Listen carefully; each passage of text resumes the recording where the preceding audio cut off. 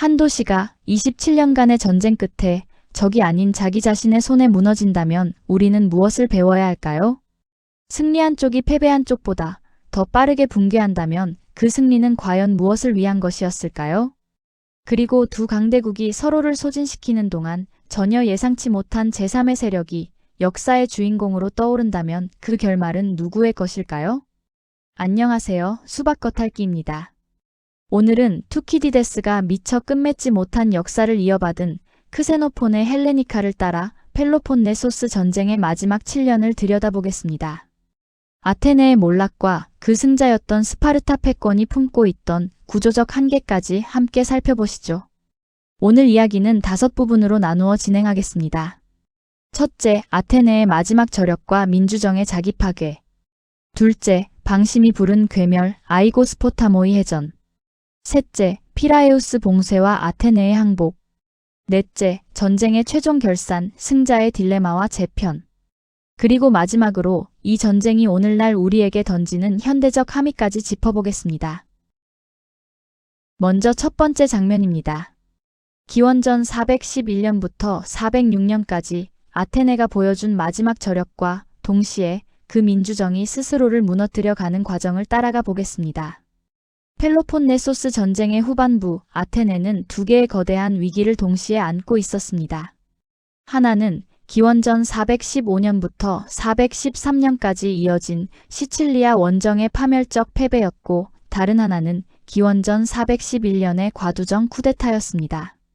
그러나 아테네는 놀라운 회복력을 보이며 해상제국의 명맥을 이어갔습니다. 이 극적인 반전의 중심에는 한 인물이 있었습니다. 아테네와 스파르타 그리고 페르시아를 오가며 망명생활을 하던 탁월한 전술가 알키비아데스였습니다. 조국으로 돌아온 그는 흔들리던 아테네 해군에 다시 활력을 불어넣기 시작합니다. 기원전 411년 이후 전쟁의 무게중심은 헬레스폰토스, 오늘날의 다르다넬스 해협 일대로 옮겨갑니다. 흑해에서 아테네로 이어지는 식량 보급선이 이곳을 지나갔기 때문에 이 해역의 제해권은 곧 아테네의 생존과 직결되는 문제였습니다. 그 첫 전환점이 된 것이 아비도스 해전이었습니다. 이른 아침부터 해안을 따라 치열한 접전이 벌어졌고 승패가 갈리지 않은 채 오후까지 이어졌습니다. 그 결정적인 순간 알키비아데스가 18척의 함선을 이끌고 전장에 극적으로 합류하면서 펠로폰네소스 함대의 방어선이 무너졌고 전투는 아테네의 승리로 끝났습니다. 패배한 스파르타 함대는 페르시아의 태수 파르나바조스가 통제하는 해안으로 간신히 퇴각해 육상 병력의 보호를 받아야만 했습니다. 아테네 제해권 회복에 신호탄이 오른 순간이었습니다. 이듬해인 기원전 410년의 퀴지코스 해전은 아테네 해군의 전술적 기만과 기동성이 완벽하게 결합된 사례였습니다.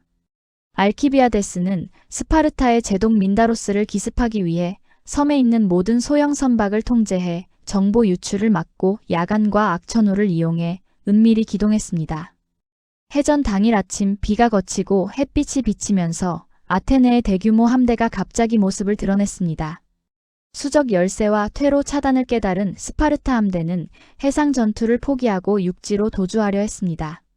아테네군은 정박을 시도하는 적 함선을 맹렬히 추격해 거의 모든 함선을 납포하거나 파괴했고 이 과정에서 적장 민다로스가 전사했습니다. 이 승리로 헬레스폰토스의 제해권을 되찾은 알키비아데스는 기원전 408년에는 비잔티움을 포위 공격해 함락시킵니다. 흑해에서 아테네로 향하는 핵심 식량 보급로를 완전히 복구하고 통행세 징수까지 재개하며 이 일대의 통제권을 확고히 다진 것입니다. 지도를 보시면 그 전략적 의미가 한눈에 들어옵니다. 트라키아와 미시아 사이의 좁은 해역에 아비도스, 퀴지코스, 그리고 비잔티움이 차례로 자리 잡고 있습니다. 이 세 지점을 잇는 선이 바로 흑해의 곡물이 아테네로 흘러 들어가는 생명선이었습니다.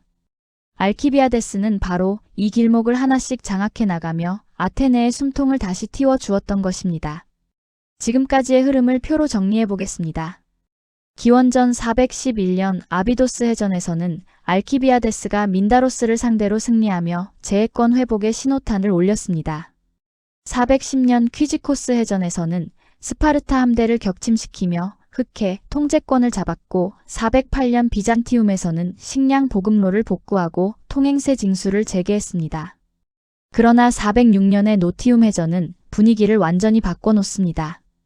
알키비아데스의 부하 안티오코스가 명령을 위반하고 리산드로스에게 패하면서 결국 알키비아데스가 실각하는 결과로 이어졌기 때문입니다. 이 노티움 해전의 이야기를 조금 더 자세히 들여다보겠습니다. 기원전 407년 스파르타는 뛰어난 지휘관 리산드로스를 새 제독으로 파견해 소아시아의 에페소스의 기지를 구축했습니다. 알키비아데스는 함대의 주력을 이끌고 다른 지역으로 이동하면서 자신의 조타수 안티오코스에게 임시 지휘권을 맡기고 절대 스파르타 함대와 교전하지 말라고 엄명을 내렸습니다. 그러나 안티오코스는 공명심에 눈이 멀어 명령을 어겼습니다. 단 2척의 배를 이끌고 에페소스 항구로 들어가 리산드로스의 함대를 조롱하며 유인한 것입니다. 이를 포착한 리산드로스는 즉각 함대를 출격시켜 안티오코스를 전사시키고 무질서하게 달려온 아테네 함선 15척을 격침하거나 납포했습니다. 이것이 노티움 해전입니다. 전술적으로는 함대 전체에 비해 경미한 손실이었습니다. 하지만 아테네 정치권에 미친 파장은 치명적이었습니다. 알키비아데스의 정적들은 그가 무자격자에게 지휘권을 맡겼다며 맹렬히 비난했고 민해는 과거의 빛나는 전공을 단숨에 잊은 채 그를 총사령관직에서 파면했습니다. 크세노포는 이를 두고 시민들의 감정적 반응이 알키비아데스 개인의 결함과 맞물려 아테네를 무기력하게 만든 분열의 상징이라고 분석합니다. 결국 조국에서 두 번째로 버림받은 알키비아데스는 트라키아 케르소네소스의 사유 요새로 은둔하게 됩니다. 아테네는 가장 유능한 전략가를 스스로 걷어 차버렸습니다. 알키비아데스의 실각 이후 아테네의 군사적 절박함은 기원전 406년 아르기누사의 해전에서 또 다른 비극을 잉태합니다. 스파르타의 강건한 제독 칼리크라티다스가 아테네 주력 함대를 레스보스 섬의 미틸레네에 고립시켰습니다. 위기에 몰린 아테네는 노예와 외국인 수천 명에게 자유와 시민권을 약속하며 전례 없는 155척의 거대한 구원 함대를 급조해 출항시킵니다. 지도에서 보시듯 미틸레네에 갇힌 아군을 구하기 위해 함대가 아르기누사의 제도를 향해 북상하는 모습입니다. 소아시아 연안 아르기누사의 군도에서 벌어진 이 거대한 해전에서 아테네 함대는 고도의 분산 배치 전술로 스파르타 함대를 포위해 섬멸했습니다. 칼리크라티다스는 백병전 중 바다에 빠져 전사했고 스파르타는 70여 척을 잃는 괴멸적 피해를 입었습니다. 반면 아테네의 손실은 25척에 불과한 명백한 대승이었습니다. 그러나 전투 직후 바다의 거대한 폭풍우가 몰아치면서 역사의 물줄기가 뒤바뀝니다. 승리의 환호는 곧이어 닥칠 비극의 서막에 불과했습니다. 비극은 3단계로 전개됩니다. 첫째, 구조의 실패였습니다. 8인의 아테네 사령관들은 미틸레네에 고립된 동료를 구하러 북상하면서 침몰한 함선의 생존자 구출과 전사자 수습을 하급 지휘관 테라메네스와 트라쉬블로스에게 맡겼습니다. 그러나 악천후로 구출 함대는 출항조차 하지 못했고 바다에 빠진 수천 명의 선원이 익사하고 말았습니다. 둘째, 위헌적 결의안이었습니다. 책임 추궁이 자신들을 향할 것을 직감한 테라메네스 등은 먼저 귀환해 장군단에게 모든 책임을 전가하는 선동을 펼쳤습니다. 마침 가족 축제인 아파투리아 기간과 겹치면서 유가족의 슬픔은 극단적인 분노로 변모했습니다. 칼릭세이누스라는 정치인은 장군들에게서 개별 재판을 받을 권리를 박탈하고 8명 전체를 단 하나의 안건으로 묶어 사형을 구형하는 결의안을 상정했습니다. 셋째, 전시 지도력의 붕괴였습니다. 그날 민해 의장단의 의장이었던 철학자 소크라테스만이 위법한 투표를 목숨을 걸고 거부했지만 격분한 군중의 압력에 투표는 강행되었습니다. 결국 자진망명한 둘을 제외하고 전투를 대승으로 이끈 6명의 장군이 시민들의 손에 독배를 마시고 처형되었습니다. 크세노폰의 눈에 이것은 아테네가 자신을 구원할 최고의 전문가들을 스스로 숙청하며 자멸의 길로 접어든 가장 결정적인 도덕적 타락의 상징이었습니다. 이제 두 번째 장면입니다. 방심과 오만이 부른 괴멸, 기원전 405년의 아이고스포타모이 해전으로 넘어가겠습니다. 지도부의 공백과 내홍으로 흔들리는 아테네를 상대로 스파르타는 전술적 천재이자 냉혹한 현실주의자인 리산드로스를 다시 해군 실권자로 파견합니다. 그의 무기는 칼이 아니라 돈이었습니다. 리산드로스는 소아시아를 관할하던 페르시아의 왕자 키루스와 긴밀한 친분을 맺고 막대한 재정 지원을 약속받았습니다. 그는 이자볼력으로 함대 선원의 일당을 기존 3호 볼로스에서 4호 볼로스로 전격 인상했습니다. 재정난에 시달리던 아테네 해군의 외국인 용병과 동맹국 선원들을 빼내 적의 인적 기반 자체를 무너뜨리는 고도의 경제전이었습니다. 기원전 405년 가을 리산드로스는 헬레스폰토스 해협으로 함대를 옮겨 곡물과 포도주가 풍부한 아테네의 동맹 도시 람프사코스를 기습 점령합니다. 흑해 보급로의 길목을 먼저 틀어준 것입니다. 흑해 식량 보급로가 끊길 위기에 처한 아테네 함대 180척은 람프사코스 맞은편 해협의 폭이 약 2.5km에 불과한 아이고스포타모이 해변에 임시기지를 세웁니다. 그러나 이곳은 다질 내릴 안전한 항구도 없었고 주변에 민가도 없어 선원들이 식량을 구하려면 2.5km 떨어진 세스토스까지 걸어서 왕복해야 하는 전술적인 사지였습니다. 매일 아침 아테네 함대는 람프사코스 앞바다로 나가 회전을 제안했지만 리산드로스는 일절 응전하지 않고 함선 안에서 대기하라고 명령했습니다. 대치에 지친 아테네군이 늦은 오후 기지로 돌아가면 그는 정찰선을 보내 선원들이 식량을 구하러 흩어지는 것을 매일 꼼꼼히 확인했습니다. 아테네군은 리산드로스가 겁을 먹었다고 오판하며 날이 갈수록 방심해 갔습니다. 그때 인근 언덕의 사유성체에 머물던 알키비아데스가 이 위태로운 상황을 내려다보고 있었습니다. 그는 직접 말을 타고 진영으로 내려가 안전한 항구가 있는 세스토스로 기지를 옮겨야만 원하는 조건에서 싸울 수 있다고 강력히 경고했습니다.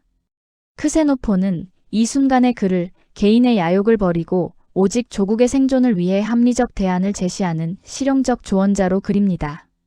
그러나 티데우스와 메난드로스를 비롯한 장군들은 그가 개입해 공을 세울까 두려워 그 충고를 오만하게 묵살하고 모욕을 주어 쫓아냈습니다. 대치 5일째 되던 날 리산드로스의 함정이 마침내 작동했습니다. 아테네 함대가 평소처럼 물러나고 선원들이 식량을 구하러 흩어지자 이를 미행하던 스파르타 정찰선이 돛대에 청동 방패를 들어 올려 공격 신호를 보냈습니다. 리산드로스는 즉시 전 함대에 총공격을 명령했습니다. 아테네의 코논 장군이 기습을 눈치채고 병사들을 급히 호출했지만 2.5km 해협을 건너오는 스파르타 함대를 막기에는 역부족이었습니다. 대부분의 함선은 노젓는 사람조차 채우지 못한 무방비 상태로 해변에 방치되어 있었습니다. 한때 바다의 제왕이었던 아테네 함대 180척 가운데 무려 170여 척이 단 한 번의 해상 백병전도 치르지 못한 채 해변에서 그대로 납포되거나 불태워졌습니다. 해변을 헤매던 수천 명의 선원은 학살되거나 포로로 잡혀 처형당했습니다. 오직 코논이 이끄는 9척만이 포위망을 뚫고 탈출했습니다.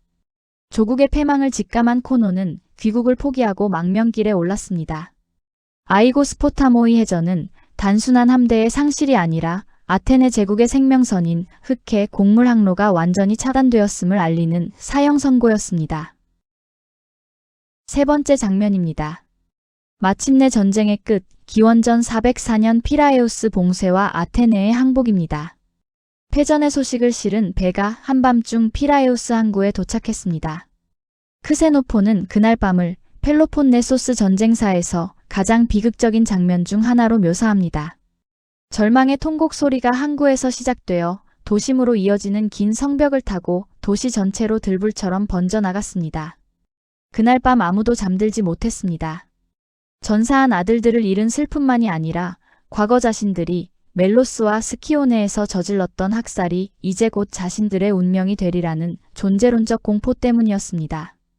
리산드로스의 함대는 곧바로 피라에우스 항구를 봉쇄해 해상 보급을 끊었습니다. 동시에 육지에서는 스파르타의 두 왕 파우사니아스와 아기스 2세가 대규모 동맹군을 이끌고 성벽 외곽을 철통같이 포위했습니다. 외부와의 연결이 완전히 끊겨 식량이 고갈되자 성벽 안에서는 매일 수많은 시민이 굶어 죽기 시작했습니다.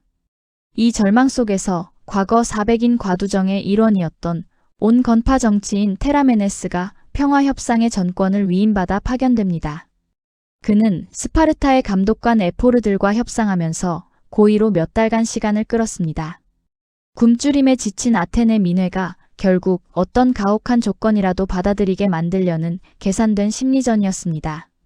스파르타에서 열린 전후 처리 회의에서 테베와 코린토스 같은 핵심 동맹국들은 아테네라는 도시 자체를 파괴하고 시민 전체를 노예로 팔 것을 강력히 주장했습니다. 당시 그리스 세계에서 끝까지 저항한 패전국을 그렇게 처리하는 것은 일반적이고 합법적인 관행이었습니다. 그러나 스파르타는 이 잔혹한 요구를 거부했습니다. 표면적으로는 과거 페르시아 전쟁에서 그리스를 구원한 도시를 차마 노예로 만들 수 없다는 도덕적 명분을 내세웠습니다. 하지만 그 밑바닥에는 냉혹한 세력 균형의 논리가 깔려 있었습니다. 아테네를 지도에서 지워버리면 전쟁 동안 급속히 성장한 테베와 강력한 해상상업국 코린토스의 힘이 스파르타가 통제할 수 없을 만큼 커질 것이 분명했기 때문입니다. 그래서 스파르타는 아테네의 무장을 해제하되 도시는 살려두어 테베의 남하를 견제하는 전략적 완충지대로 삼기로 합니다. 표에서 보시듯 코린토스와 테베의 파괴 노예화 요구는 거부되었고 긴 성벽 철거와 함대 몰수, 외교 노선 종속을 담은 스파르타의 안이 기원전 404년 최종 채택되었습니다. 테라메네스가 이 가혹하지만 생존은 보장된 협상안을 들고 돌아오자 기아에 허덕이던 시민들은 이마저도 다행으로 여기며 환호할 수밖에 없었습니다. 다음 날 민회는 압도적인 찬성으로 평화조약을 비준했습니다. 기원전 404년 4월 리산드로스의 함대가 피라에우스에 입항하고 펠로폰네소스 군대가 아테네로 진입했습니다.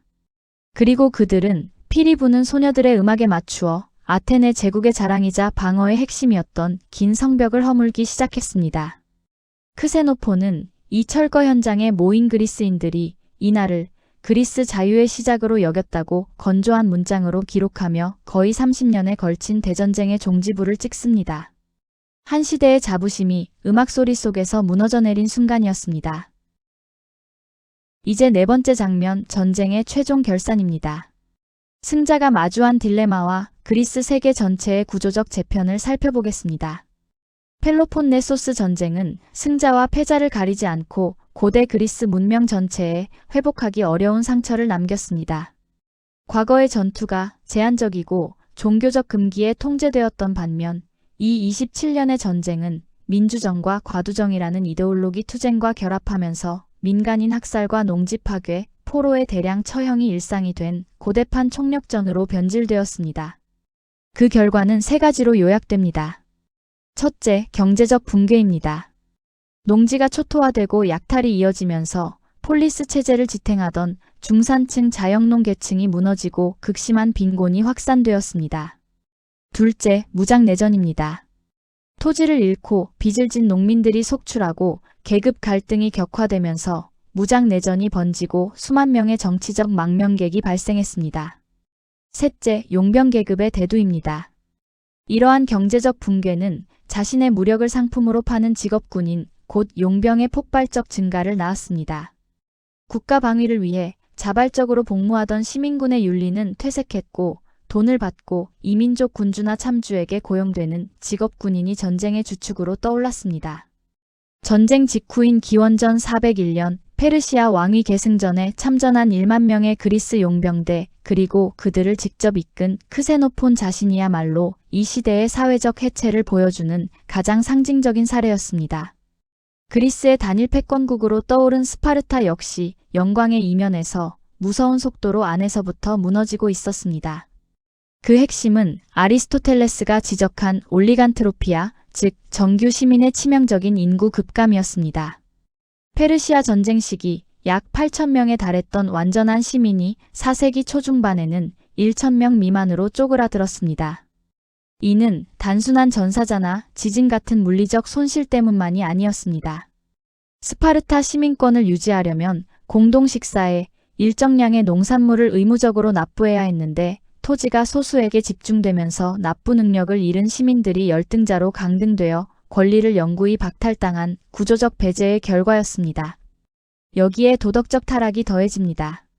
플루타르코스에 따르면 리산드로스가 전리품으로 들여온 막대한 금과 은이 기원전 8세기 스파르타의 개혁가 리쿠르고스가 세운 청빈과 공동체주의의 법을 근본부터 무너뜨렸습니다. 지배계층은 부의 축적과 뇌물에 탐닉했고 빈부격차는 더욱 심해졌습니다. 결국 늘어나는 농노의 반란을 막기 위해 줄어드는 소수의 시민에게 과도한 군사적 부담을 지우는 악순환에 빠지고 말았습니다. 승자의 저주에 빠진 스파르타의 패권은 모래성처럼 허물어졌습니다. 옛 동맹국의 강요한 억압적 제국주의와 폭력적인 과두정 이식은 테베, 코린토스, 아르고스의 반발을 샀고 기원전 395년 코린토스 전쟁으로 이어졌습니다. 마침내 기원전 371년 레욱트라 전투에서 에파미논다스가 이끄는 테베의 사선대형 전술에 스파르타의 무적 보병대가 괴멸하면서 스파르타는 역사의 뒤안길로 사라졌습니다. 아테네 해상제국의 붕괴, 스파르타 육상 패권의 몰락, 그리고 뒤이은 테베의 단명한 헤게모니는 그리스 폴리스 체제 전체의 역량을 극도로 소진시켰습니다. 권력의 진공, 붕괴된 시민군, 그리고 넘쳐나는 직업 용병이라는 조건은 북방의 변방 국가였던 마케도니아가 성장할 완벽한 토양이 되어 주었습니다. 마케도니아의 필리포스 2세는 이 전쟁이 만들어낸 전술 혁신을 철저히 흡수하고 개량했습니다. 그는 분열과 경제난에 시달리는 남부 그리스의 약점을 외교와 무력으로 파고들어 결국 기원전 338년 카이로네이아 전투에서 아테네와 테베 연합군을 격파합니다.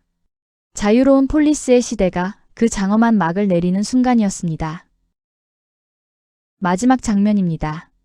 이 27년 전쟁이 오늘날 우리에게 던지는 의미, 사실상 패배나 다름없는 승리를 뜻하는 피로스적 승리와 전후 평화 설계의 실패에 대해 이야기해 보겠습니다. 스파르타가 거둔 승리는 군사사에서 가장 전형적인 피로스적 승리의 모습을 보여줍니다. 최대의 라이벌을 파괴하는 데는 성공했지만 그 오랜 소모전 속에서 승자 자신의 사회적 결속력과 군사 인력의 재생산 능력 그리고 그리스를 이끌 도덕적 자본까지 모두 탕진해버린 것입니다. 외적의 위협에 맞서 수비할 때는 유효했던 폐쇄적 병영체제가 거대한 제국을 운영하고 복잡한 동맹의 이해관계를 조율해야 하는 평시의 패권국 역할에는 철저히 부적합했던 셈입니다. 이 전쟁의 종결 방식은 흔히 1919년 베르사유 조약의 근시안성과 비교됩니다. 경제학자 케인스가 지적했듯 베르사유 조약이 패전국 독일에 갚을 수 없는 배상금을 물려 극단적 민족주의를 자극하고 제2차 세계대전의 불씨를 남긴 것처럼 전후 질서의 설계는 군사적 승리보다 훨씬 복잡하고 섬세한 통찰을 요구합니다. 스파르타는 아테네를 완충지대로 살려두는 유연성은 발휘했지만 곧바로 30인 참주라는 친스파르타 괴뢰 정권을 강제로 세워 수많은 민주파 시민을 학살하게 방조했습니다. 이는 결국 광범위한 반스파르타 연합을 잉태한 치명적 실책이었습니다. 패전국과 주변국이 자발적으로 수용할 수 있는 정당하고 지속 가능한 평화의 구조를 세우지 못한다면 아무리 완벽한 군사적 승리라도 그 헤게모니는 일시적 우위에 불과하며 또 다른 전쟁을 예비할 뿐입니다. 투키디데스의 시각에서 기존 패권국과 떠오르는 신흥 강대국 사이의 구조적 두려움, 이른바 투키디데스의 함정이 이 전쟁을 촉발했다면 크세노폰의 헬레니카는 그 전쟁이 어떻게 양측 모두의 도덕적 타락과 내부 붕괴로 이어지는지를 보여줍니다. 그리고 그 잿더미 위에서 두 강대국의 투쟁과는 무관해 보이던 제3의 외부 세력 마케도니아가 어떻게 어부지리로 역사의 주역이 되는지를 명징하게 보여주는 장대한 정치적 경고장이라 할 수 있습니다. 한 시대를 지배했던 두 강대국이 결국 서로를 소진시키며 동반몰락하고 그 빈자리를 전혀 다른 세력이 차지했습니다. 승리가 곧 평화는 아니라는 것, 그리고 진짜 어려운 일은 전쟁에서 이기는 것이 아니라 그 다음의 질서를 설계하는 것이라는 사실을 2400년 전의 이 이야기가 오늘 우리에게 들려주고 있습니다. 오늘 영상이 흥미로우셨다면 구독과 좋아요로 응원해주세요. 수박겉핥기였습니다. 다음 이야기에서 또 뵙겠습니다. 감사합니다.